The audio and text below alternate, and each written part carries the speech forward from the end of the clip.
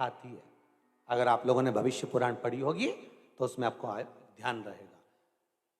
शंकर का ऐसा भगत था राजा हर्षवर्धन, पृथ्वी पर उत्तर का जो राज्य था वो हर्षवर्धन के पास में था। पृथ्वी के उत्तर का भाग राजा हर्षवर्धन के पास में था। भविष्य पुराण कहती है शंकर की उपासना करता था, शिव भक्ति में डूबता था।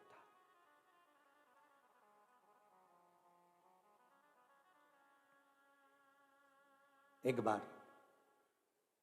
राजा हर्षवर्धन के पास में कोई आया और राजा हर्षवर्धन के पास में आकर उसने कहा, सुनो राजन, मैंने सुना है कि आप शंकर के उपासक हो, तो जैसे शंकर रहते हैं आप वैसे क्यों नहीं रहते? राजा हर्षवर्धन ने हाथ जोड़कर कहा, मैं शिव का रूप कैसे ले सकता हूं? मैं शिव का रूप कैसे ले सकता हूं?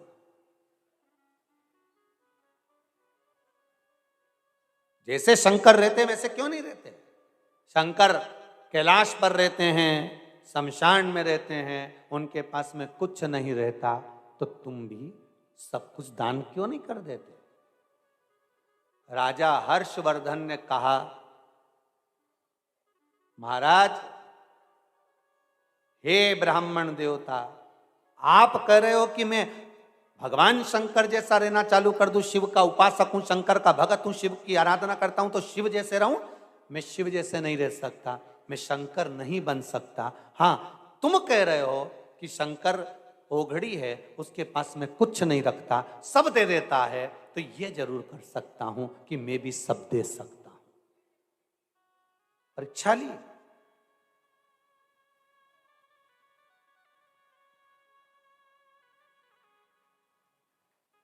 परीक्षा ली। हाथ पकड़कर राजा हर्षवर्धन से कह दिया गया, अगर ये बात है तो चलो सब दान करने चलो। राजा हर्षवर्धन ने कहा चलिए। पूरा राजसी सामान राजा हर्षवर्धन ने गाड़ियों में भरवा दिया और चल दिए प्रयागराज के कुंभ के मेले में।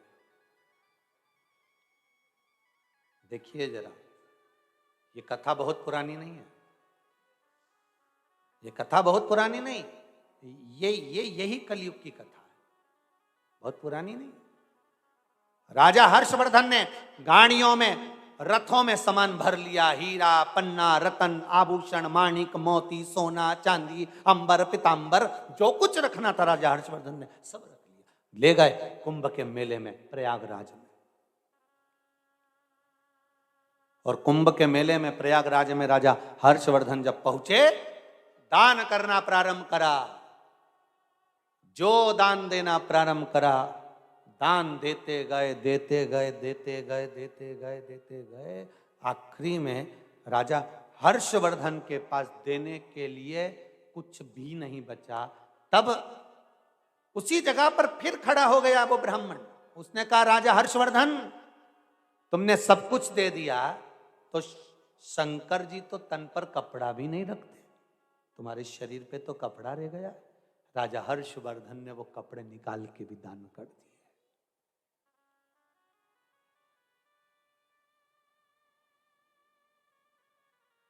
नग्न अवस्था में राजा हर्षवर्धन बैठे हुए थे।